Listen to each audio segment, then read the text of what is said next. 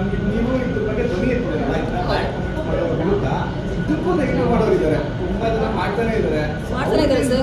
ಈಗ ಮೊನ್ನೆ ನಾನು ಈ ಒಂದು ಮೆಸೇಜ್ ಬ್ಲಾಕ್ ಲಿಸ್ಟಲ್ಲಿ ನಮ್ಗೆ ಇದ್ದಾರೆ ಅಂತ ಶೇರ್ ಮಾಡ್ಕೊಂಡಿದ್ದಕ್ಕೆ ಪಬ್ಲಿಸಿಟಿ ಬಂದಿದ್ದಾಳೆ, ಬಿಗ್ ಬಾಸ್ ಸೆಲೆಕ್ಟ್ ಆಗಿಲ್ಲ ಅದಕ್ಕೆ ಬಂದಿದ್ದಾಳೆ. ನಾನೊಂದು ಹೇಳ್ತೀನಿ ಬಿಗ್ ಬಾಸ್ ಬಗ್ಗೆ ಮಾತಾಡೋರಿಗೆ, ಬಿಗ್ ಬಾಸ್ ಅವ್ರ ಮನೆ ಅಲ್ಲ. ಬೈ ಚಾನ್ಸ್ ನಾನು ಹೋಗಿದ್ರು 3 ತಿಂಗಳ ಮೇಲೆ ಇರ್ಸ್ಕೋತಾರ ಸರ್ ಬಿಗ್ ಬಾಸಲ್ಲಿ? 3 ತಿಂಗಳ ಮೇಲೆ ಇರ್ಸ್ಕೋತಾರ ಬಿಗ್ ಬಾಸಲ್ಲಿ? ಬಿಗ್ ಬಾಸ್ ಇನ್ನು ಸ್ವರ್ಗನಾ ಸರ್ ಸಾಯಕ್ಕಿನ ಮುಂಚೆ ಹೋಗೋದಕ್ಕೆ ಇಲ್ಲ ಅಲ್ವಾ ಸರ್?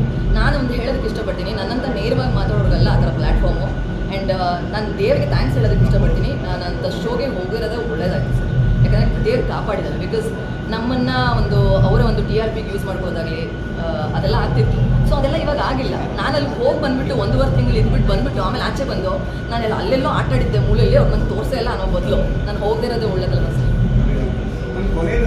ಆ್ಯಂಡ್ ಪಬ್ಲಿಸಿಟಿಗೆ ಅಂತ ಹೇಳ್ತಾರೆ ಕೆಲವು ಜನ, ಪಬ್ಲಿಸಿಟಿಗಾಗಿದ್ರೆ ಈ ಒಂದು ಇಶ್ಯೂ ಆದ ತಕ್ಷಣ ಸರ್ ನಾನು ಈ ಇಶ್ಯೂ ಬಗ್ಗೆ ಮಾತಾಡ್ತೀನಿ ಅಂತ ಎಲ್ಲ TV ಚಾನಲ್ ಹತ್ರ ನಾನು ಹೋಗ್ತಾ ಇದ್ದೆ.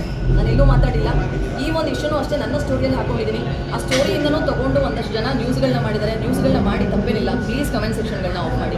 ನೀವೇನೋ ಇವತ್ತಿನ ನ್ಯೂಸ್ ಅಂತ ಹಾಕ್ಬಿಡ್ತೀರಾ, ಅದಾಗಲೇ ಅವ್ರು ನಮ್ಮ ಕಮೆಂಟ್ ಸೆಕ್ಷನಲ್ಲಿ ಮೆನ್ಷನ್ ಮಾಡ್ತಾರೆ, ದಗಾರು ಸೂಳೆ ಈ ಪಬ್ಲಿಸಿಟಿಗೆ ಬಂದಿದೆಯಾ, ಅದಕ್ಕೆ ನಿಮಗೆ ಬಿಗ್ ಬಾಸ್ ಸೆಲೆಕ್ಟ್ ಮಾಡಿಲ್ಲ, ಓಡಿಸ್ಬಿಟ್ರು, ಅದು ಇದು ಇಲ್ಲ ಅಂತ ಎಲ್ಲ ಮಾಡ್ತಾರೆ. ಸೊ ದಯವಿಟ್ಟು ನೀವುಗಳೇ ಈ ವಿಡಿಯೋನ ಪೋಸ್ಟ್ ಮಾಡಬೇಕಾದ್ರೆ ಕಮೆಂಟ್ ಸೆಕ್ಷನ್ ಆಫ್ ಮಾಡಿ. ನಮ್ಗೆ ಏನಕ್ಕೆ ಬೇಕು ಕಮೆಂಟ್ಸು? ಆ್ಯಂಡ್ ನ್ಯೂಸ್ ಹಾಕಬೇಕಾದ್ರೆ ತಮ್ಮನೇಲ್ನ ಯೆಲ್ಲೋ ಕಲರ್ ರೆಡ್ ಕಲರಲ್ಲಿ ಎದ್ದು ಕಾಣೋ ಥರ ಹಾಕ್ತೀರಾ, ಹಾಕಿ ನರೇಟಿವ್ಸ್ ಯಾಕೆ ರಾಂಗ್ ಆಗಿ ಹಾಕ್ತೀರಾ? ಇವಾಗ ನಾನು ಮಾತಾಡಿರೋದು ತಮ್ಮನೇಲಲ್ಲಿ ಇದ್ರೆ ಓಕೆ, ಇಲ್ದಿರೋದನ್ನೆಲ್ಲ ಏನಕ್ಕೆ ಹಾಕ್ತೀರಾ? ನಿನ್ನೆ ಒಂದು ನ್ಯೂಸ್ ನೋಡಿದೆ, ಕಾಮಿಡಿ ಥರ ಇತ್ತು, ನನಗೆ ನಗು ಬಂತು. ಇದನ್ನು ಬ್ಲಾಕ್ ಲಿಸ್ಟಲ್ಲಿ ಇದ್ದಾರೆ ಅಂತ ಹೇಳಿಕೊಂಡ ಚಿತ್ರಲ್ಲಿ ನಟಿಗೆ ನೋಟಿಸ್ ಹೋಗಿದೆಯಂತೆ. ಇವಾಗ ಚಿತ್ರಲ್ಲೂ ಸಂಕಷ್ಟದಲ್ಲಿದ್ದಾರಂತೆ ಅಂತೆ ಈ ವಾಯ್ಸಲ್ಲಿ. I was smiling at that news because ನನಗೆ ನೋಟಿಸ್ ಬರೋದನ್ನ ಸ್ಟೇಷನಿಂದ ನಂಗೆ ಬರುತ್ತೆ ಕಾಲ್ ಫಸ್ಟು.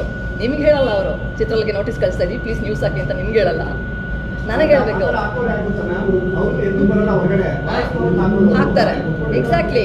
ನನಗೆ ನಗು ಬರ್ತಾಯ್ತಾ ನ್ಯೂಸ್ ನೋಡಿ ಇವಾಗ ನನಗೆ ಗೊತ್ತಾಗ್ತಿದ್ದಿಲ್ಲ ಎಷ್ಟು ಒಂದು ಫೇಕ್ ನ್ಯೂಸ್ನ ಸ್ಪ್ರೆಡ್ ಮಾಡ್ತಾರೆ ಅಂತ.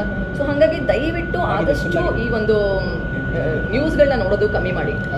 ಮೇಡಮ್ ಹಿಂದೆ ಇರೋರು ಅವ್ರು ಹೇಳ್ದಾಗೆ ಹಿಂದೆ ಇರೋರು ಯಾರು ವಾಯ್ಸ್ ಓವರ್ ನೋಡಿ ವಾಯ್ಸ್ ನೋಟ್ ಮಾಡಾಕ್ತಾರಲ್ಲ, ಸೊ ಆ ತರದವರು ಮಾಡ್ತಾರೆ ಅಂತವ್ರು ಮಾತ್ರ. ಆಮೇಲೆ ನೀವು ಅಷ್ಟೇ ಕವರ್ ಪಿಕ್ಚರ್ ಹಾಕ್ಬೇಕಾದ್ರೆ ನೀವಾಗಲಿ ಅಥವಾ ಯಾವುದೇ ನ್ಯೂಸ್ಗಳಾಗಲಿ ಕವರ್ ಪಿಕ್ಚರ್, ಇವಾಗ ಅವರ ಒಂದು ಅಕೌಂಟ್ ನನ್ನ ಬ್ಲಾಕ್ ಲಿಸ್ಟ್ ಇದೆ ಅಂತ ಹೇಳೋರು ನ್ಯೂಸ್ನ ನನ್ನ ಸ್ಟೋರಿಯಿಂದ ಎತ್ಕೊಂಡಿದ್ದೀರಾ ಪರ್ಮಿಷನ್ ಇಲ್ಲದೆ, that's all fine, it's okay.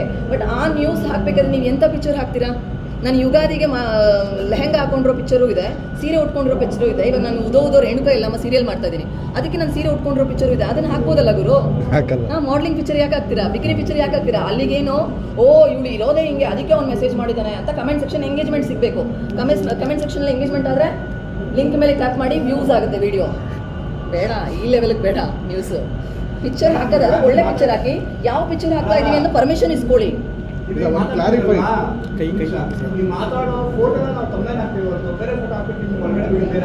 ಬೇರೆಯವ್ರು ಹಾಕಿದ್ದಾರೆ. ಹೌದು ಮೇಡಮ್. ರೇಣುಕಾ ಸ್ವಾಮಿ ಇವಳಿಗೆ ಮೆಸೇಜ್ ಮಾಡಿದ್ರೆ ಅಂತ ಅಂದ್ಬಿಟ್ಟು ನನ್ನ ಬಾಡಿ ಬಿಲ್ಡಿಂಗ್ ಬಿಕಿನಿ ಪಿಕ್ಚರ್ ಜನ ಏನಂತಾರೆ? ಅದೇ ಇರೋದೇ ಹಂಗೆ ಅಂತ ಬಿಕಿನಿ ಹಾಕಿದ್ರೆ ಅಂತ ಜನಕ್ಕೆ ಗೊತ್ತಾಗಲ್ಲ. ಅವ್ರು ಏನ್ ಗೊತ್ತಾ ಮೇಡಮ್, ಈಗ ಇಲ್ಲಿ ಮಾಡಿ ಇಲ್ಲಿ ಇಲ್ಲೇ ಇರಲ್ಲ, ಎತ್ಕೊಬಿಡ್ತಾರೆ, ಒಂದು ಸ್ಟೋರಿ ಮಾಡಿ ಹಾಕ್ತಾರೆ.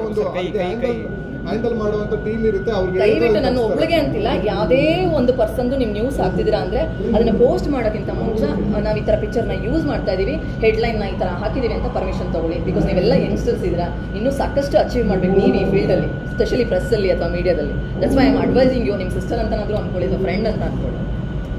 ಬೆದರಿಕೆ ಕರೆಗಳೇನಾದ್ರು ಇವಾಗ ಬಂದಿಲ್ಲ ಸರ್, ಇವಾಗ ಬಂದಿಲ್ಲ. ನಾನು ಆ್ಯಕ್ಚುಲಿ ಬಿಗ್ ಬಾಸ್ ಬಗ್ಗೆ ಮಾತಾಡಿದಾಗ ಕೆಲವರು ತಪ್ಪರ್ಥ ಮಾಡ್ಕೊಂಡಿದ್ರು ನಾನು ಸುದೀಪ್ ಸರ್ ಬಗ್ಗೆ ಮಾತಾಡಿದ್ದೀನಿ ಅಂತ. ಹಾಗೆಲ್ಲ ಏನೂ ಇಲ್ಲ ಸರ್. ಇವಾಗ ಏನೋ ಒಂದು ಇಂಜಸ್ಟಿಸ್ ಆದಾಗ ನಮ್ಮ ಅಮ್ಮ ನನಗೆ ಸಪೋರ್ಟ್ ಮಾಡಿಲ್ಲ ಅಂದರೆ ಒಂದು ಹುಸಿ ಕೋಪ ಇರುತ್ತಲ್ವ, ಆ ರೀತಿ ಒಂದು ಕೋಪ ಇತ್ತು ಸರ್ ಮೇಲೆ. ಯಾಕಂದರೆ ಅಲ್ಲೇ ನಿಂತಿದ್ರು ಸ್ಟೇಜ್ ಮೇಲೆ, ಒಂದು ಮಾತು ಕೇಳಿಲ್ವಲ್ಲ, ಈ ಹುಡುಗಿ ಯಾಕೆ ಹಿಂಗೆ ಮಾಡಿದ್ರಿ ಅಂತ ಕೇಳಿಲ್ವಲ್ಲ ಅಂತ ಬೇಜಾರಿತ್ತು ಅಷ್ಟೇ ಹೊರತು. ಅವಾಗ ಹಂಗೆ ಮಾತಾಡಿದಾಗ ಒಂದಷ್ಟು ಜನ ತಪ್ಪಾಗಿ ತಿಳ್ಕೊಂಡಿದ್ರು ನನ್ನ. ಬಟ್ ಅದಾದಮೇಲೆ ಅವ್ರಿಗೆ ಅರ್ಥ ಮಾಡಿಸಿದಾಗ ಅರ್ಥ ಆಯಿತು. Thank you.